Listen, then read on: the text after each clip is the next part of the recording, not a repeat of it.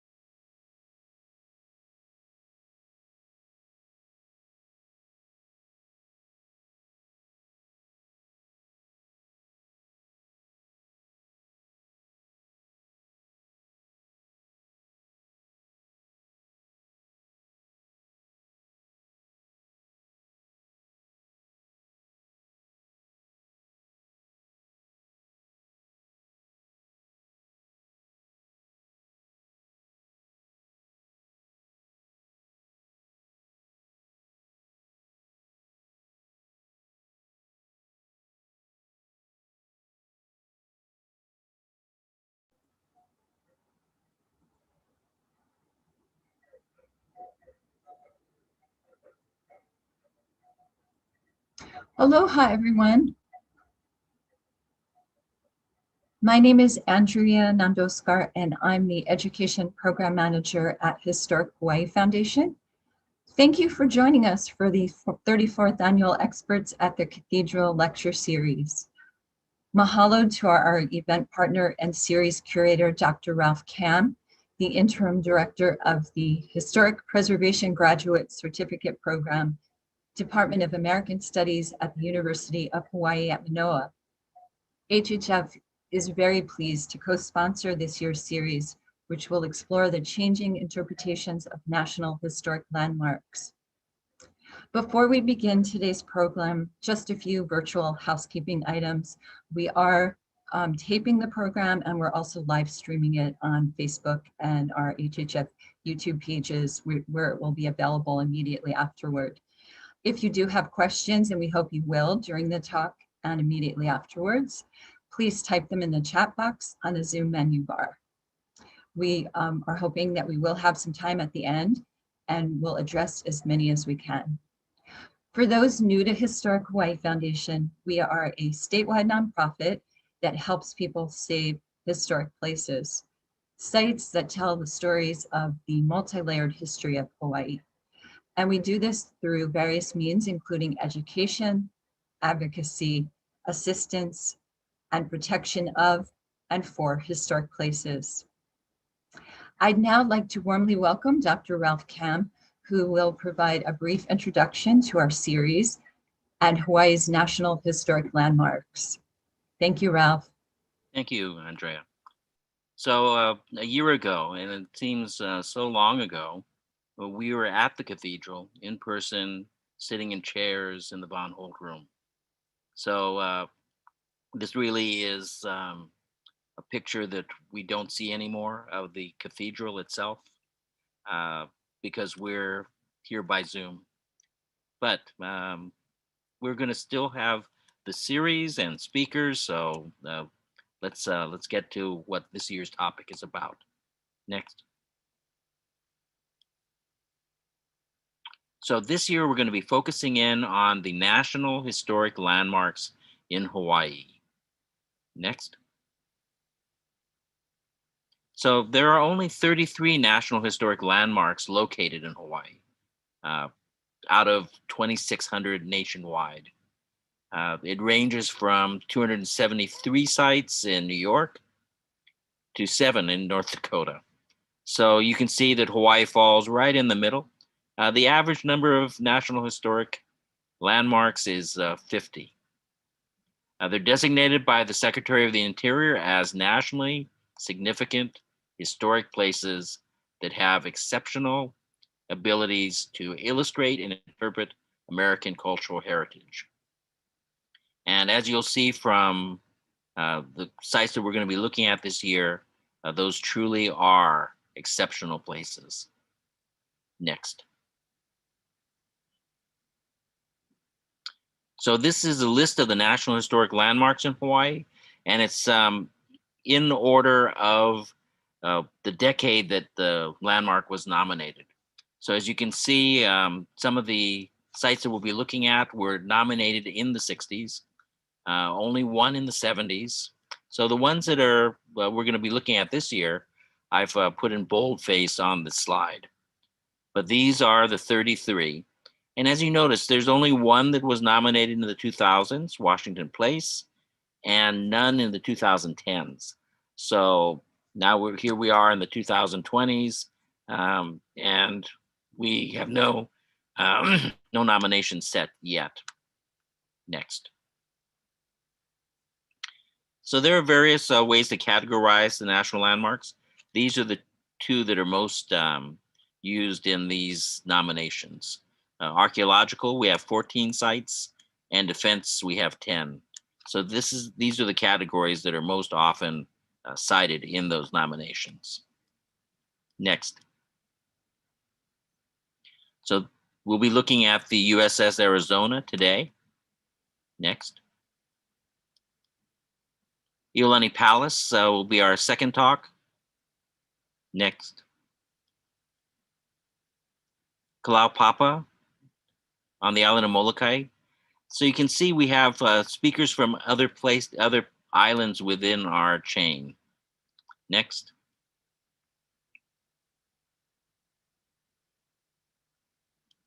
So we, a couple of years ago, did an in-depth look at this heiau, but this is going to be an interesting talk from the perspective of the interpretation of the heiau.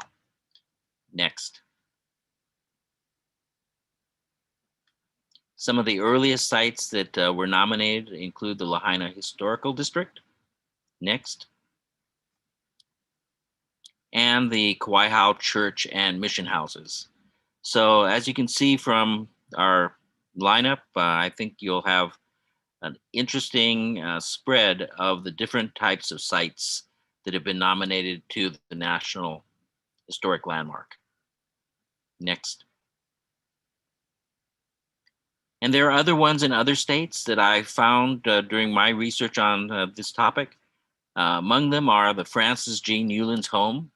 Newlands was the person who did the resolution that annexed Hawaii. So I'm certain that there's a different interpretation for his home in Nevada than Hawaii has concerning the annexation. And the city of Oakland, the USS Hoga Tug, is in Arkansas. So that's another site that is related to Hawaii and is on a National Historic Landmark, but is not in Hawaii. Next. So my hopes are that we start looking at National Historic Landmarks and the possibilities for future nominations.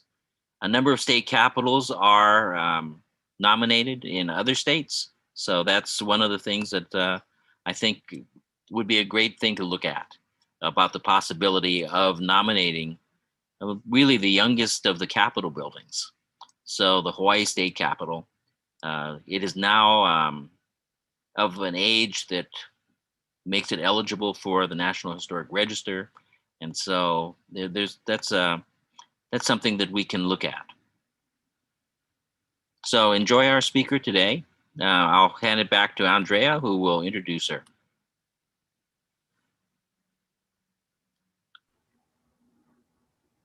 Thank you so much, Ralph.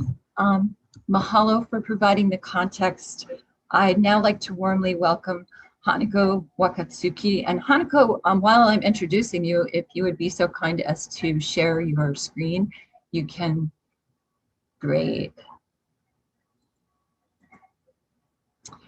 So I'd like to warmly welcome Hanako Wakatsuki, the Chief of Interpretation and Education at the Minidoka National Historic Site. Hanako has more than 12 years of experience in the museum and public history field and has worked for the Idaho State Historical Society, Tula Lake National Monument, and the U.S. Navy Seabee Museum. Hanako also served a one-year detail with the White House Initiative on Asian Americans and Pacific Islanders as the Region 9 advisor, leading collaborative outreach programs in Southern California, Nevada, Arizona, and Hawaii. She is currently serving as WHI AAPI's Region 10 lead, overseeing Idaho, Washington, Oregon, and Alaska. Hanako received her BA in History and BS in Political Science from Boise State University and her MA in Museum Studies from Johns Hopkins University. She is passionate about visitor studies, making cultural institutions accessible to the community, and bridging the gap between academia and the public. Welcome, Hanako. Thank you, thank you. I really want to give a shout out to Andrea, Ralph, and Michelle, just for first, I guess, inviting me to participate in this. So I'm excited to be here to talk to you about, basically the changing interpretation within the National Park Service. So currently, I'm the acting Chief of Interpretation over at Pearl Harbor National Memorial. And as well as a liaison for Honouliuli National Historic Site. And then I still serve as a Chief of Interp over at Minidoka. So I'm going to be talking about these three sites and eventually kind of using some case studies from Minidoka. Doesn't quite have a very strong connection to Hawaii, but there's similar storylines with Honouliuli that I'm going to be touching on. So with this topic of changing of interpretation, we have to think about how interpretation changes over time in general. Sometimes it's because of the social climate. Sometimes new research comes out, so there's more contextualization and understanding. And some of it is just through just expanding the narrative to be more inclusive, to make sure that we are trying to gather other people's stories as well that may seem tangential, but is actually part of the core story because they have maybe been overlooked due to biases of others who are interpreting. So let's see. One of the things I also wanted to kind of touch base on is that the Park Service has this program, I guess it's not quite a program, but it's called JEDI, where we talk about justice, equity, diversity, and inclusion. And I always take that kind of topic as I do my interpretive programs to make sure we are making sure we have the right people's voices in mind as we're telling these stories, we're doing research in an academic manner, and that we're not perpetuating any stereotypes or misinformation. And a lot of this actually kind of comes down to some of our interpretive standards within the Park Service that I'll cover in a little bit. But basically, the way I see interpretation is kind of like seeing, our concept of democracy. It's always a work in progress, and, we could always do better, right? So that's kind of what I'm going to talk about today with some of the sites that I oversee and how we do some of the programming. So one of the first things I kind of want to talk to you all about is the types of interpretation, like why do we do interpretation, right? There's basically three levels of understandings that we as interpreters are trying to get people to connect with, because as an interpreter, we are basically taking the academic lingo, translating it for public consumption. So people are going to connect with the story or whatever we're telling them. So the basic level of interpretation is just understanding. People are going to get the facts. They're going to understand, what happened, and that's it. The next level above that is sympathy, getting people to sympathize with the story. But the highest level of interpretation is empathy. And that's what I try to do, and I try to instill into my interpreters, that we are going to try to seek that highest level of understanding of empathy to get people to understand. Whether if we're looking at the attack on Pearl Harbor, how the sailors felt, during this chaotic time, how did the Imperial Japanese soldiers felt, as they're flying in for their mission, is looking at the human stories so we could connect rather than just looking at facts and figures. And when we talk about like Minidoka and Honouliuli, how was it that people, there were some American citizens who were even taken to Honouliuli, where they're American citizens that were stripped of their civil liberties and civil rights, incarcerated without due process. And how did they try to reconcile that? And how do we tell the story? Because Minidoka National Historic Site was one of the War Relocation Authority camps during World War II that held Japanese Americans. The Department of Interior, so the badge that I wear, my agency actually incarcerated these folks because the Department of Interior oversaw these programs in 1944. And my family was incarcerated at Manzanar, Minidoka, and Tule Lake. So now I have to figure out, how do I reconcile those feelings as a person who had family who was oppressed by the agency that I now serve? So understanding these complex issues and how we are trying to tell the story, whether it's for the communities that we serve, that happen to be maybe communities of color, or for the general community, how do we get people to understand and empathize with the story?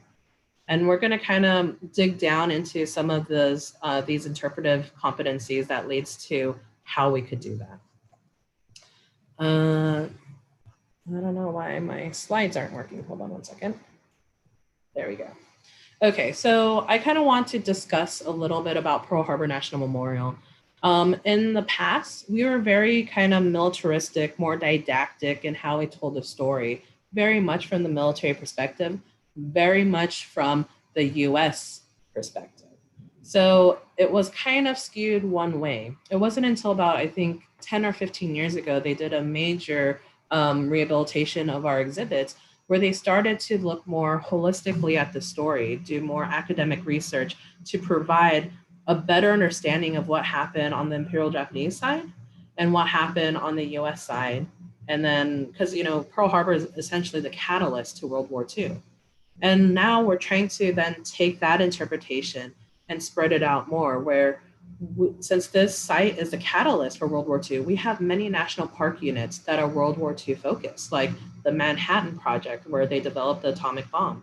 We have Port Chicago in the East Bay of California, where there was a big naval incident that basically desegregated the Navy. Then you have sites like mine at Minidoka, Manzanar, Tule Lake, Honouliuli, Bainbridge Island, that's where Japanese Americans were either forcibly removed from or were incarcerated at during World War II. So trying to evolve the narrative to not just only focus on the site itself, but the ripple effects that it has throughout history is, I think, the next step for Pearl Harbor, because originally Pearl Harbor was just the USS Arizona Memorial. It only focused on the Arizona. Then you have constituents who are like, hey, what about the USS Utah? What about the Oklahoma? What about Battleship Row? So in 2019, under the Dingle Act, they ended up renaming the site and add a little bit more to how we tell this story. So now it's Pearl Harbor National Memorial, so we could cover some of those larger stories. But also, hopefully we could talk about how was the land used before this site became what it was, or what it is, right? So the next site I'll talk about is Minidoka National Historic Site. So this site was established in 2001. So we just actually had the 20th anniversary of this site being a park unit on January 17th. So at the beginning, when this was developed, a lot of the staff who were at this site and how they interpreted, you know, I think that they were doing the best that they could. I don't think a lot of people were necessarily historians, and they're trying their best to do the interpretation. But the way that the research was done was focusing on a lot of government documents. And then because of that, we don't recognize the bias from the resources that we're looking into and how that affects how the story is told, right? You have to think about the resources, who created those resources. And if we're only looking at government documentation, we're not getting the whole story. So, you know, there has been some complaints in the past at the beginnings of Minidoka that the interpretation, you know, was like a government view or was more whitewashed. So when I came on about 4 years ago, I'm a researcher and a historian by trade.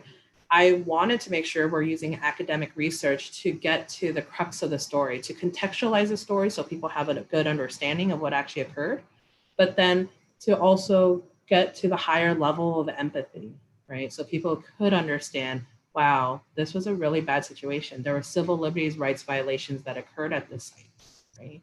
And trying to get people to connect with that is really important, and to understand as the interpreters that we need to find a better way to tell this story that is accurate, that is befitting of the subject at hand, but it's also honoring the people who had to live this injustice, right?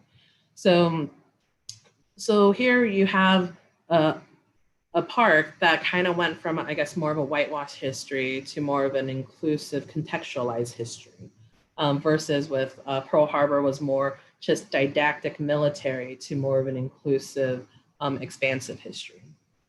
And then I work with Honouliuli, which is in its very baby stages of becoming a unit.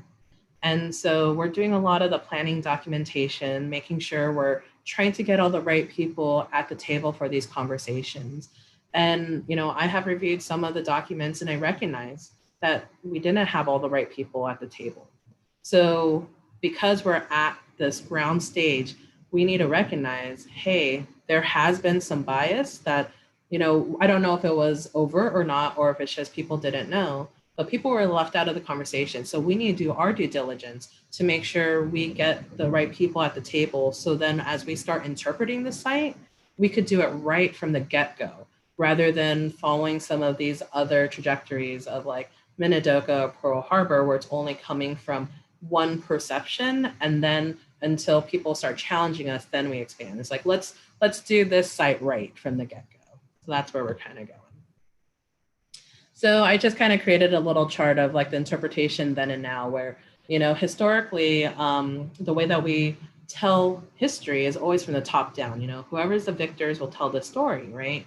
But we need to kind of, relook at that. I think within the last 30 years in academia, they've been trying to do more of the grassroots aspects, where it's like, we're going to crowdsource, get the data from people who experienced it. So then, yes, we could look at the top down methodology, but we could also see what's coming in from the bottom up.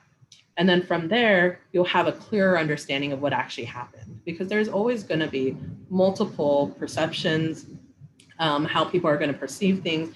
Maybe there's not all the information.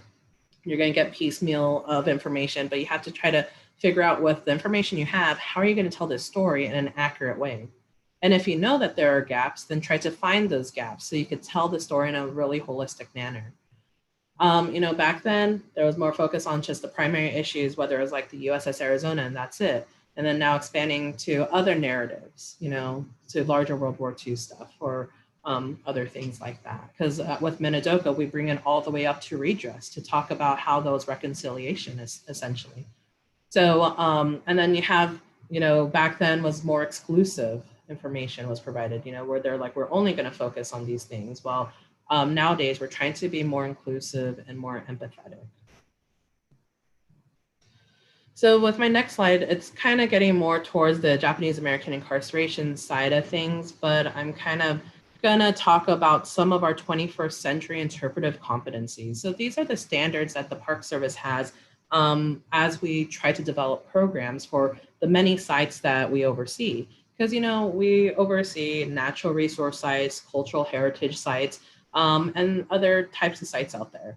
So overall in the interpretive world, we're trying to, set these guidelines of these standards that we could all work from. So one is site research. I kind of talked about that a lot, about trying to get the accurate information, trying to do the research, identifying, where the gaps in the research where they exist, and also identifying what resources we're looking at and who wrote them, to make sure we all understand that some of the stuff that we're looking at may have its own bias, maybe part of a systemic racist program that is going to only focus on some stuff, but not actually tell the whole story. So the other aspect to that is relevancy. It's like, why is this site relevant to today? A lot of kids, I don't want to sound old, but like kids these days, they may not see the relevancy. So when you're talking to them about history, you get the eye roll or they glaze over. So that's really important to touch on that. We also need to focus on building our audience and our community. Like, how do we get this story out? Whether it's just a local community or nationwide. But also we have to understand the self-awareness and the biases like that I kind of talked about, even if it's within research or within interpretation, because I have experienced some really confusing interpretation at other sites, where they're using words that I would say are antiquated. And I would just, kind of shut down a little bit. But you know, a lot of it is just having these conversations so we could develop a better program for the Park Service and also for the visitors who are going to be seeing this. So the last competency is designing for the visitor experience, making sure that the visitors are kept in mind that they are the audience, and we're trying to figure out how we're going to tell the story to them so they're able to empathize with this story. So the title of this, I have Our Collective History. So the Park Service is always trying to make sure like this isn't just like one group's history, it is our history. It's the nation's history. That's why it's the site. So I just actually have some images here of my family. So you see a picture of my grandmother with my Aunt Patty, Uncle George, Uncle Woody at Manzanar. So this is when they're incarcerated in camp at Manzanar, now currently Manzanar National Historic Site.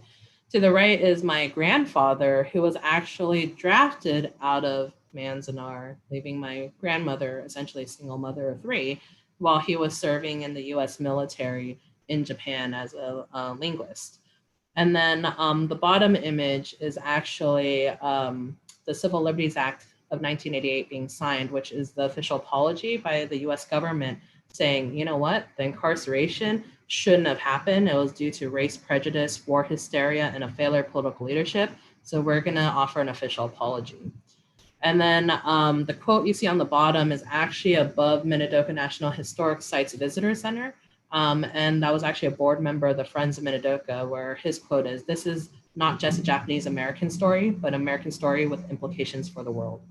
So using this as a case study, let me kind of talk a little bit about understanding the four truths, because it'll kind of help me tell you, kind of work through some stuff with you all. So basically within interpretation, there are four truths. So you have forensic truth, which is just facts. Like we all know they're all truths because you could find the data, and that's a forensic truth. Then you have personal truths. So personal truth may or may not actually be factual, but it's a personal truth that you have within yourself because you knew someone or you experienced something that makes you believe it's a truth, but may not actually be what everyone else experiences. Same with the social truth. It's like, it's a truth that's agreed upon society, and that's what people agree with, right? That's the reason. And then we got reconciliatory truth. So it's exposing the conflict or the desperate personal and social truths to each other and working towards a shared understanding and conclusion from their meanings. So I'm going to use kind of the images here to discuss this because, you know, we have the forensic truth that this happened. We had Executive Order 9066 that led to the mass incarceration of Japanese Americans off the West Coast. They're forced from their homes, right? But when I get visitors coming into the visitor center, sometimes folks who aren't familiar with the story would just shake their head and be like, you know what, it's unfortunate, but it had to be done. And to me, I'm like, why did it have to be done? Like, because to me, there's forensic truth and the reconciliatory truth in the image of President Reagan signing executive order or signing the Civil Liberties Act of 1988, where the government officially apologized saying this is wrong. So they don't have this information. So they don't know about this reconciliatory truth, right? But their personal truth is they had a family member who was killed at Pearl Harbor or on the Pacific or on the European front, right? They were attacked by the Japanese, and that's it. Like, and I don't know if you recognize earlier on when I was talking about Pearl Harbor, I was saying Imperial Japan, because I noticed a lot of people don't distinguish between the government versus the people with Japan. It's just all Japanese. And I think that that's where there's all that personal truth and that social truth of you can't trust the Japanese, right? But when we talk about Nazi Germany and fascist Italy, it's always Nazi Germany is different from the Germans, right? Because some people were conscripted into the military, but they didn't have a choice, right? So there's this different understanding of how we determine people's roles in the war. While one, there's a separation between the government and the people, but if you look at Japan, they're just all the same, right? So trying to go through these personal truths and work through it with people is really interesting, because most of the time you'll have to come back with whatever truth that they bring. So if they bring a forensic truth, you provide another forensic truth to talk to them.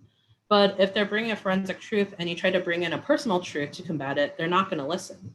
So you have to try to understand, when you're communicating with the public, how are you going to communicate with them so they would understand?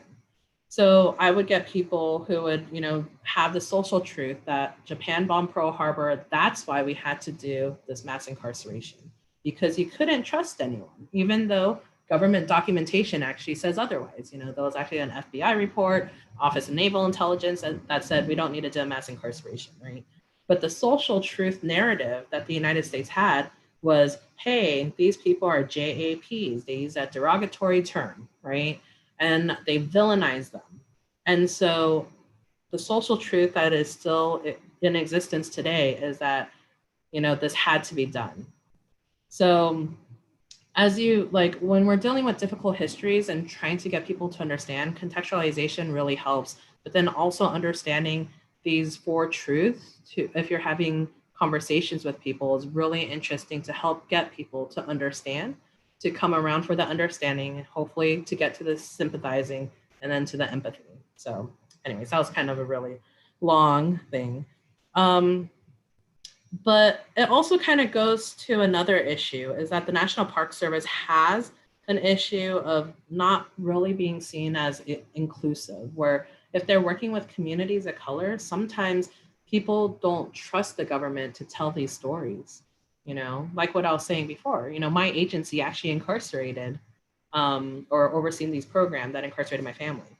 So there is a lot of distrust, right? So we need to do better to try to create opportunities to rebuild those trusts, to have better opportunities to engage with communities, whether they're within, communities of colors or not, but to just try to do our due diligence in how we're presenting these stories in a meaningful way that isn't whitewashing.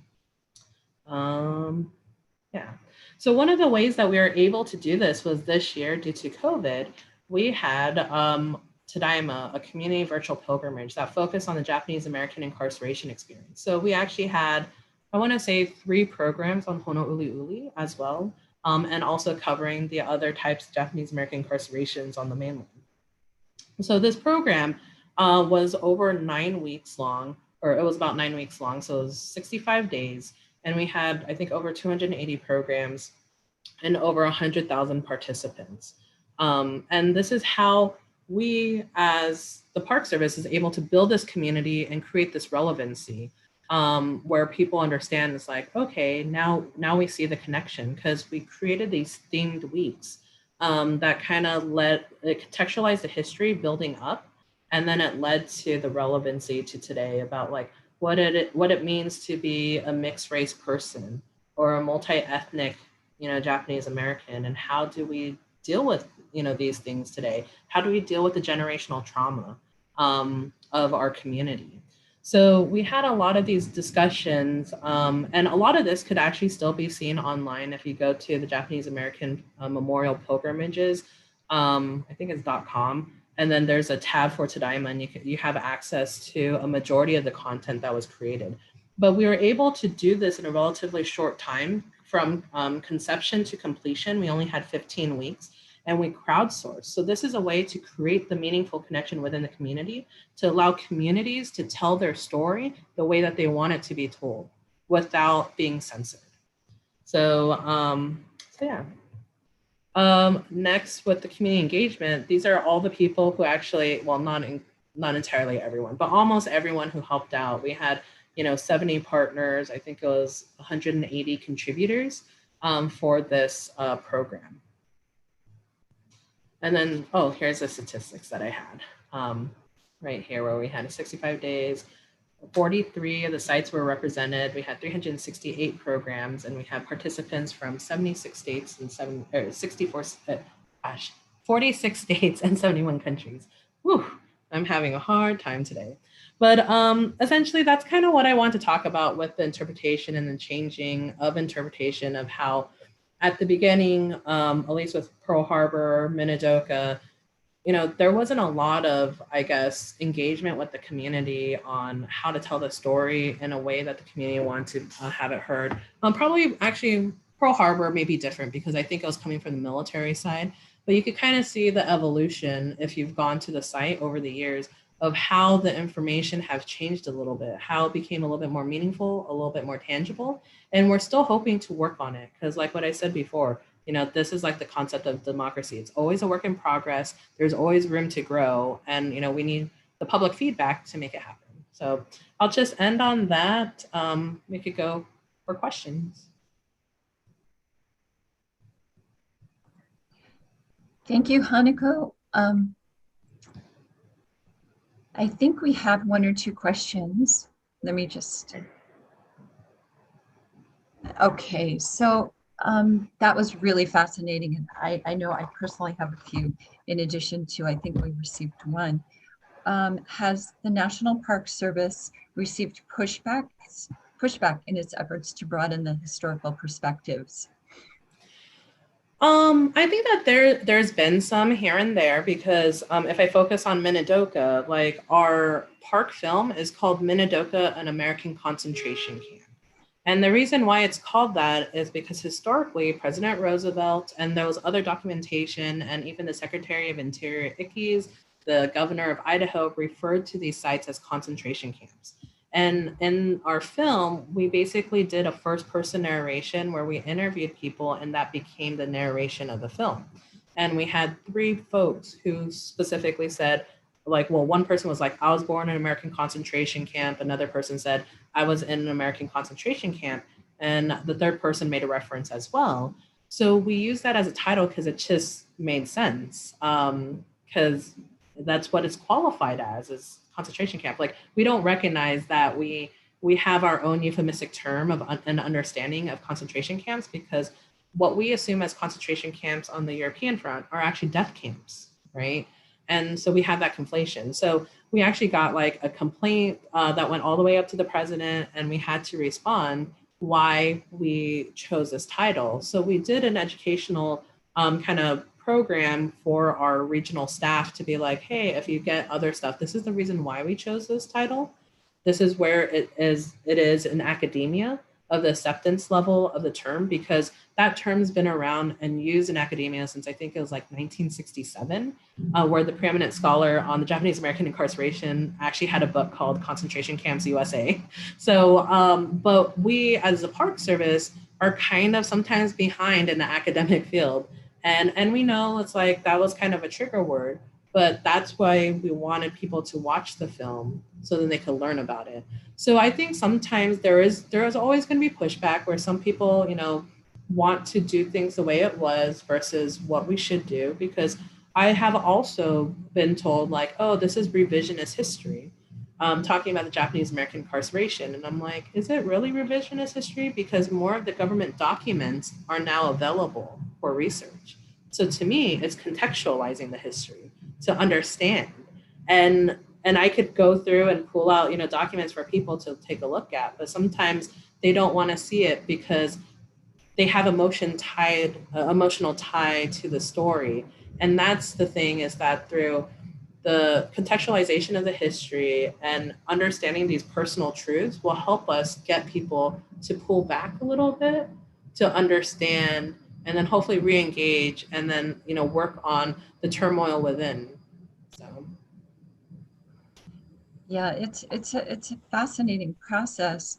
In line with that, someone was asking if you could share a few of the grassroots contributions, and I was also thinking about how do you collect those, and what methods do you use to bring the community together and to receive their stories, and how do you find the right parties and the right people to contribute to that conversation? Yeah, absolutely. I think the easiest way for the grassroots aspect is like oral histories, because you're just going to people who experienced it and getting their stories. Like with Pearl Harbor, we have a whole bunch of survivor stories, and also I think descendants telling the stories that they heard from their family. With the incarceration history, it's a little bit more difficult as to build that trust for someone to open up about this really traumatic time of their life. So it takes a little bit more relationship building to build that up, to get people to authentically tell their story, because sometimes they will, you know, not sugarcoat it, but just put it through several filters where that's where, I don't know if you have talked to people about camp, but there's always like the three main things. It was hot, it was dusty, the food was bad, right? But then sometimes you have to build up that relationship for them to open up and be vulnerable, to be like, well, this is my experience. Like, so we just did our full-blown opening of our visitor center last year. It was our official opening because we did a soft opening for the pilgrimage where we had survivors actually cut the ribbon. But we weren't ready to actually open to the public because we had some other things that we needed to fix up. But when we did our official opening, one of the survivors who was 10 years old at the camp, she told her granddaughter about, she thought it was really weird that she didn't have any memories of the bathroom. And so she came to this conclusion that it must have been so traumatic that that's why she doesn't remember the bathrooms at all. So, and her daughter, her granddaughter works for the Park Service. So she's like, hey, my grandma, says like she doesn't have any memories, and she may not even have any good memories of the bathroom. So we did a ribbon cutting of the bathrooms of both the urinals and the women's bathroom for her, so she could associate a positive experience, to try to give that opportunity to folks. But, those relationship is really important to get people to talk about it, because I'm pretty sure Fujiko wouldn't have just told me, hey, I don't have a good memory, because, it may not come up, right? So that's the easiest way to do the grass level kind of crowdsourcing of that. Also, like just looking for like historic images. Like some people are like, well, cameras weren't allowed in camp. But then later on, it's like you find out that like most of that was kind of eliminated, like those restrictions. And we have found color images of the camp, on the inside, just almost daily life, people just, trying to make the best of their situation. So it provides a different insight, where when we use those images in our film or in our interpretive media, people are like, oh, it looked like it was fun in camp. But then I have to contextualize it to say, they're making the best out of this terrible situation, but yes, they found these moments of joy, right? So those have been great to help expand our understanding of what daily life was like. Yeah, that's great. And also it sets it in a context of the human spirit, a broader conversation about being human and being resilient and trying to find good even when it's a really dark situation. There's just one additional question in relation to that. Are there certain ways that you make people feel safe? Are there certain ways that when you're inviting people into these conversations, because you were mentioning how it's such a tender and really emotional and traumatic memory or connection, are there particular ways that you create safe space for people to feel comfortable sharing? Yeah, I think first it's just coming in with the humility that's needed and willing to listen, because people could smell it if you're just checking boxes. You're like, okay, I'm organizing this roundtable because we need POCs to tell us something, right? And then it's like, you could feel it in the air. It's not comfortable, right? You like having the right intentions, and like, so in the Japanese American or Japanese word is called kimochi, like the right feelings. People understand that, and then they would feel it, they would know, and then they would feel comfortable. I think another thing that helps is also diversifying staff. I'm Japanese American. I'm actually part of this community that I serve. So it's good when people see someone who looks like them in a uniform. Because honestly, I never thought about a career in the Park Service because all the park rangers I saw were white. So I never made that connection that, oh, that should be something I should do. It wasn't until like later on, one of my friends was like, you should apply for this job at Tule Lake. But I was like, why? And she's like, well, don't you want to be like Carol one day? And I'm like, oh, I never thought about it, So I think, taking the steps to try to do recruitment, trying to make sure that we're engaging the community, because there's actually a Japanese American community in Idaho. So we started to get more involved in the communities, helping out with some of their educational programming, and we partner with them to create that safe space, to create that trust.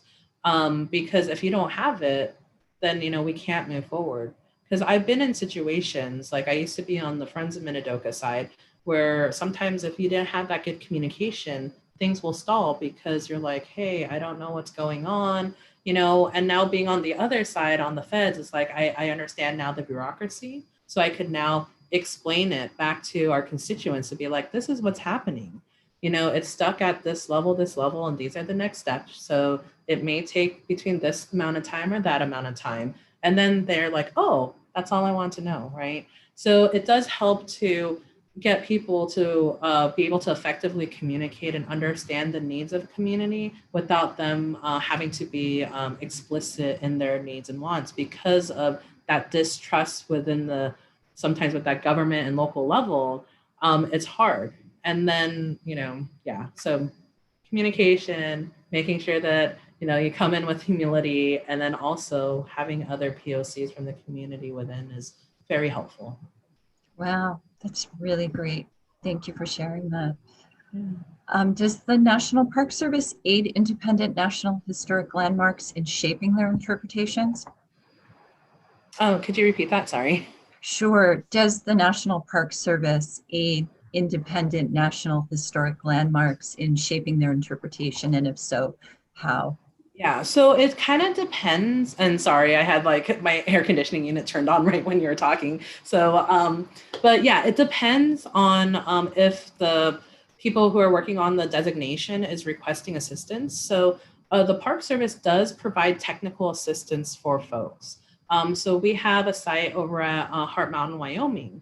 So that's So Heart Mountain was another incarceration site during World War II. So they're a national landmark designation, but even though they're not under the Park Service, they can request technical assistance. So in the past, they have asked like help with they're rehabilitating their root cellar, which is the largest example of a root cellar system within the Japanese American confinement sites.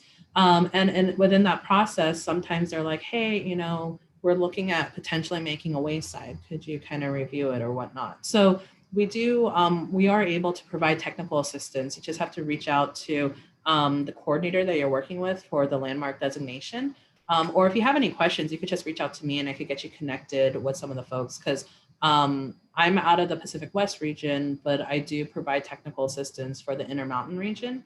But there's always going to be different people, and we could connect you if you do have any questions. Thank you. Just curious how you had, because this is something which is a familial experience for you. This is part of what happened to your family, is the internment.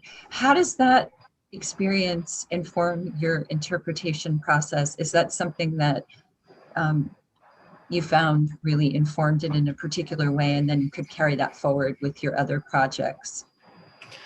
Yeah, that's really interesting, because I guess I never thought about it like that. Because like initially I wanted to say no, because as a historian, I'm coming in, academically going through all these filters and whatnot. But yeah, it's like, obviously it does, because, I had 4 generations of my family incarcerated. So my father was the first child to be born free outside of camp. So like my great-great-grandmother was born in Hawaii and then ended up immigrating to the mainland. So it was kind of difficult, because like our family, we had many different storylines within, where it's like my great-great-grandfather was taken away to basically Department of Justice facility, and he was interrogated, came back as a drunk because he was abused. That caused a lot of generational trauma, right? So when I think about interpreting the history, and especially when I was working at Tule Lake, because Tule Lake was deemed as like the bad camp to be at, but it became a segregation center because of poor policy. But then it's like, is it really poor policy, or was the government trying to do a divide and conquer? It's like, who knows? But since within the community, there's such a negative association with this site, I always, when we're doing the interpretation, sometimes I don't want to put people's names and stuff, because you don't want to out them. Because sometimes people, like if they're like, oh, you're at Tule Lake, then they're like, oh, you must have been one of those no boys or whatever.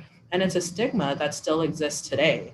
But over at Tule Lake, basically they had about, I think 28,000 people went through Tule Lake. So about a third of the people who were incarcerated went through that facility, but a lot of people never claim it.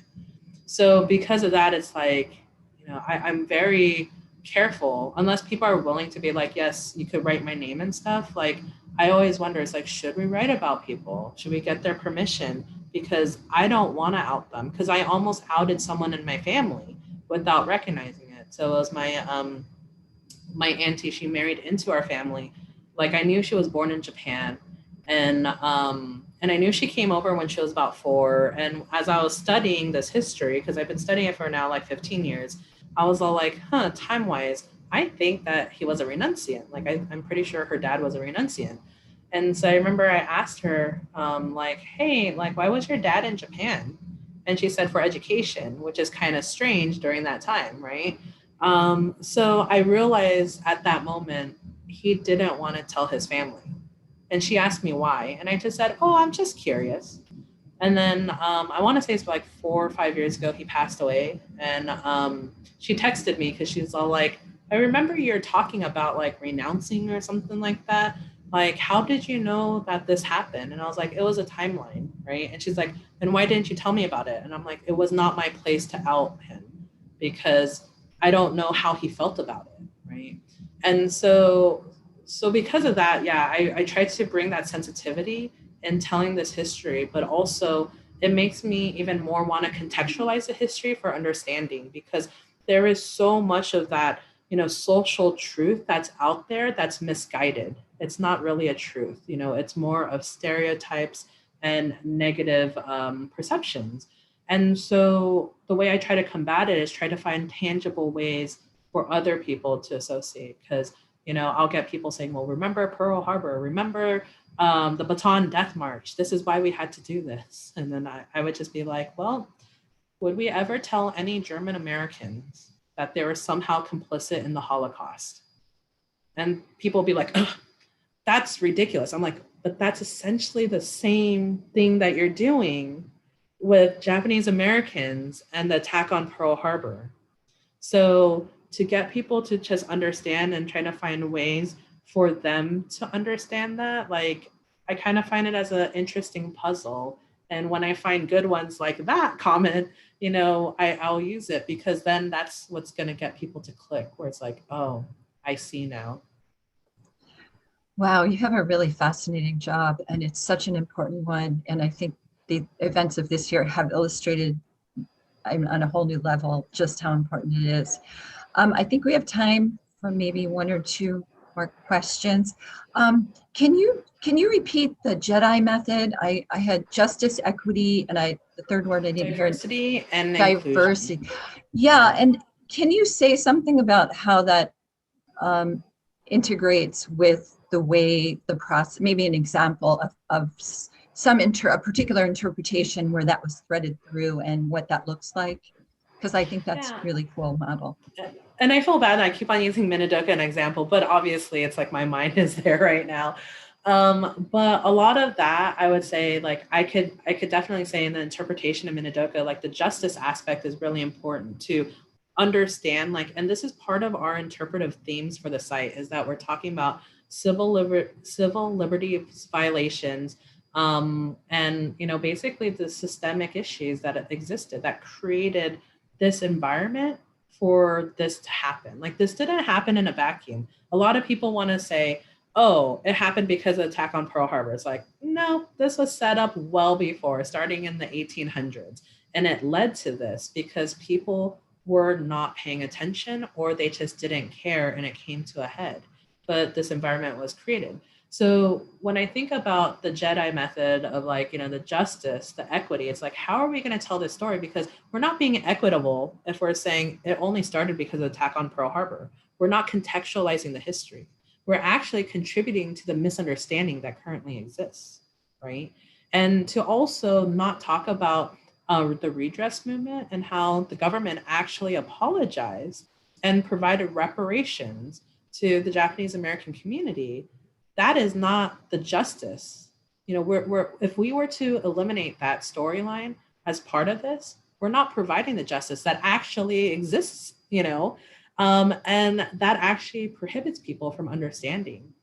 So making sure that we contextualize these stories so people have a good understanding, that they recognize that the government, you know, admitted a wrongdoing. Like actually 4 presidents was involved in this. Like it started with the Carter administration, then you had President Reagan signing the act, providing the official apology. Then reparations were given out by George Bush Sr., and then it ended with Clinton because they started with the oldest people in camp and ended with those who were born in camp. So like in my family, I do remember my Aunt Joannie and my grandmother, they lived together in Vegas, going upstairs, those 2 letters. One was from Bush, one was from Clinton. And I never understood it. I'm like, why do you guys have a letter from the president? You know, this is like me being a kid. And it wasn't until I was like in college starting to, you know, learn more about this and actually have the understanding, not like, oh, there's a thing called a camp and people were taken away to it, but actually understanding like, this is the systemic racism that existed in the government at the time, and this is what happened. Then I'm like, oh my God, those were the letters, you know? And so they've since passed. And I remember I was asking my family, I'm like, do you guys know what happened to those letters? And they're like, what letters? I'm like, you remember the letters? I was like, you go upstairs, it was on the wall. And they're like, oh yeah, but no one really made the connection of how important it was. And I think about it like for my grandmother, because she was 26 years old. She had, you know, 1 infant at the time before, you know, as she was going into camp, you know, married, young couple, but then she had to kind of be the de facto like surrogate mother to her younger in-laws because her mother-in-law was kind of out of it because her husband was taken away, you know, so she's trying to take care of the younger in-laws and everything, and how she lost, you know, 3.5 years of her life. And the only way that she was able to get through it was through faith, which is, I'm glad she had something to help her. But having those 2 letters to me would have been like, okay, someone actually recognized that this happened, right? Because for the longest time, no one wanted to talk about it. So anyway, sorry, that was a long answer to your, No, your question. That's great. We have just a few minutes left. There's one more question that came in. Has anyone detailed or itemized per person the monetary losses to individual Japanese Americans evacuated from the West Coast? Yeah, so I don't know if it's like, I don't think it's an exhaustive documentation. So I want to say it was like 1952 or 1948, there was like this commission that was put out there where they're like, did you lose anything in the war? Come and, you know, put a claim in. And so at that time, people provided, I think it was like $3.2 million worth of claims of that money, right? And then I think only like $500,000 or $300,000 were like distributed. So that's why it led to the $20,000 reparation payment in 1988, because they're like, hey, even though this is like going to cost the government hundreds of millions of dollars, it's like, look at the inflation and everything. So I don't think that there has been a complete detailed documentation, but there has been some research here and there about it. Because I think about like one side of my family owned most of Marina Del Rey in California. And I kind of was joking with one of my cousins where I'm like, gosh, if we just had a 1/4 acre, like our whole family would be set, you know? And I have one of my friends, her family owned, I think it was like 500 acres in like Silicon Valley, and they sold it for nothing because they weren't sure if they were going to be coming back or not. So, so I know that there's some like basic information out there, but I don't know how detailed, if it's actually going through like the whole 110,000 people who are forcibly removed, what were their assets. But I know that there are estimates out there. Thank you. Thank you so much. And thank you, Hanako. This is such a wonderful, fascinating discussion. I really appreciate you taking the time. It's got so many layers. I also want to thank everyone for joining us today. We hope you enjoyed the presentation.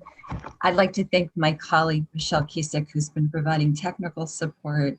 And this is the first in the expert series. So we're going to be going for the next 5 weeks. And next Thursday, February 4th at noon, please join us and register if you haven't yet on Zoom. We will be exploring the layered history and changing interpretation of Iolani Palace with Iolani Palace historian Zita Kupchoi. And HHF has another really cool event coming up on February 17th at 4:30 in partnership with the Harold L. Lyon Arboretum. So we're going to be presenting a virtual talk on plants in place that will explore the cultural history and ethnobotany of Lyon Arboretum and Manoa Valley. And you can register for these as well as sign up for our e-newsletter at historichawaii.org. If you'd like to support our work, you can go to the same web address and look for the Join Us button, and that would be great. We wish you and your loved ones continued good health, keep your spirits up, and we hope to see you next week. And mahalo to Dr. Cam as well, who has a class which just started, or starting in a minute, so he jumped off a little early. But thank you so much to everyone. I think it's so interesting, and thank you, Hanako. Really beautiful. What was the Japanese word again for authentic? Good feeling? Yeah. Yeah, it's kimochi. Kimochi. Yeah, that's really beautiful. So we'll leave you with that, everyone. Thank you so much. Aloha, everyone. Hope to see you next week.